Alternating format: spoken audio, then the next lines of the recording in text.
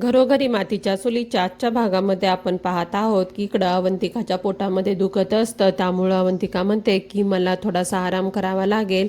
त्यावेळेस जानकी ही अवंतिकाला घेऊन रूममध्ये जाते. त्यावेळेस जानकी म्हणते की मी डॉक्टरांना बोलवते. त्यावेळेस अवंतिका म्हणते की नाही वहिनी, आणि मला तुम्हाला विचारायचं होतं की हे सगळं काय सुरू आहे आणि पैसे हे कोण चोरले आहेत, आणि घरातील सगळ्या रूममध्ये तपासणी केली पण आपल्याला पैसे कुठेही सापडले नाही. त्यावेळेस इकडं जानकी म्हणते की मला माहीत आहे की हे पैसे शर्वरीने चोरलेले आहेत आणि आपण लवकरात लवकर ते शोधून काढू. त्यानंतर इकडं राहुल शर्वरीला म्हणतात की तू खूप चतुर आहेस, आणि तेवढ्यामध्ये तिथं ऐश्वर्या येते आणि म्हणते की मला माहीत आहे की ते पैसे तू चोरले आहेस. त्यावेळेस इकडं शर्वरी म्हणते की मी हे पैसे चोरलेच नाही आहेत आणि तू का मला असं म्हणत आहेस. त्यावेळेस ऐश्वर्या म्हणते की हे सर्व नाटक तू दुसऱ्यांच्या समोर कर, माझ्यासमोर करू नको. आणि तुला माहीत होतं की ते पैसे मी तुला आणून दिले तर त्यामधली 50% अमाऊंट ही तुला मला द्यावी लागणार होती. त्यामुळं ते पैसे तुला मला न देता ते स्वतःलाच हवे होते, म्हणून तू ती चोरी केली आहेस. त्यावेळेस इकडं शर्वरी म्हणते की असं अजिबात नाही. त्यानंतर इकडं शर्वरी म्हणते की मला हा मांजर उंदराचा खेळ आता बस झाला आणि मला एक घाव आणि 2 तुकडेच करायचे आहेत. त्यावेळेस इकडं ऐश्वर्या ही म्हणते की त्यामध्ये मला काय फायदा आहे, आणि तुला जे करायचंय ते कर, आणि मी यामध्ये तुझा अजिबात साथ देणार नाही. त्यावेळेस इकडं शर्वरी म्हणते की तुला आणखीनही जानकीबद्दल माया, आपुलकी, प्रेम वाटते का. त्यावेळेस इकडं ऐश्वर्या म्हणते की हे बघ, मला ना जानकीबद्दल अगोदरही सहानुभूती नव्हती आणि आताही नाही, आणि तिचं काय करायचंय ते तू कर. त्यावेळेस इकडं आई म्हणतात की जानकी, घरामध्ये एवढी मोठी रक्कम चोरीला गेली आहे आणि तरीही तू कसं शांत आहेस. त्यावेळेस इकडं जानकी म्हणते की आई, मलाही वाईट वाटत आहे की आपल्या घरातली एवढी मोठी रक्कम ही चोरीला गेली आहे.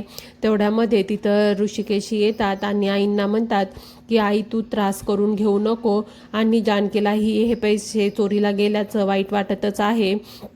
आणि आता मी घरामध्ये CCTV कॅमेरेज लावणार आहे, त्यामुळं हे सगळ्यांना दिसेल की कोण काय करत आहे आणि घरामध्ये चोरी ही कशी झाली.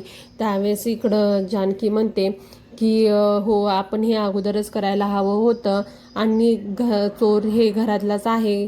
त्यानंतर इकडं ऐश्वर्या ही शर्वरीला म्हणते की हे बघ शर्वरी, तुला जे करायचंय ते कर, आणि मला जानकीच्या बदल्यामध्ये काहीही सहानुभूती किंवा आपुलकी वाटत नाहीये, आणि तुझा जर काही करायचं असेल तर तू कर, आणि त्यामध्ये मी तुझी साथ देणार नाही.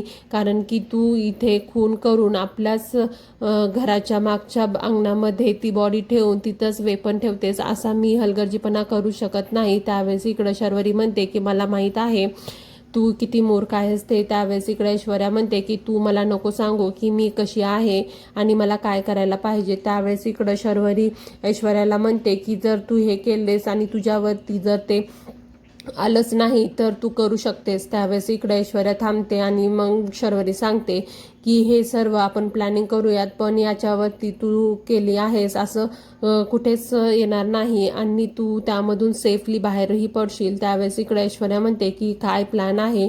त्यावेळेस इकडं शर्वरी ऐश्वर्याला सर्व प्लॅन समजून सांगते, आणि ऐश्वर्याच्या मनात नसतं की जानकीला आपण मारावं, पण शर्वरीच्या पुढे ती दाखवू नाही शकत की ती जानकीच्या विरोधात नाहीये. त्यामुळं ती म्हणते की ठीक आहे.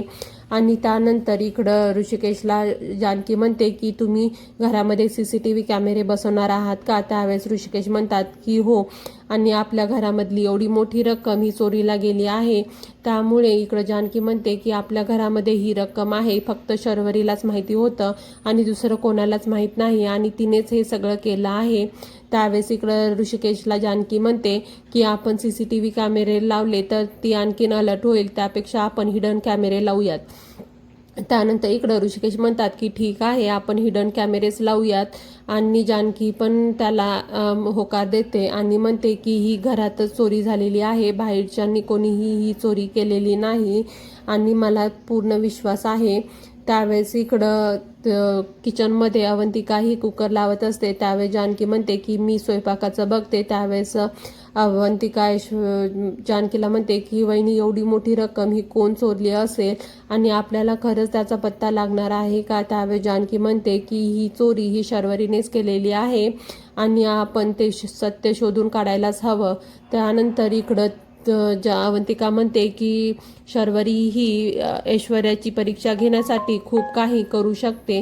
त्यावेळेस तिथे जानकी म्हणते की तिला ऐश्वर्याच्या परीक्षेमध्ये पासच व्हावं लागेल आणि तेवढ्या तिथं ऐश्वर्या येते आणि म्हणते की हो ती मला खूप काही करायला लावते, आता तर ती जानकीचा जीवच घेणार आहे. त्यावेळेस इकडं अवंतिकालाही खूप टेन्शन येतं आणि ती म्हणते की हे सगळं काय आहे.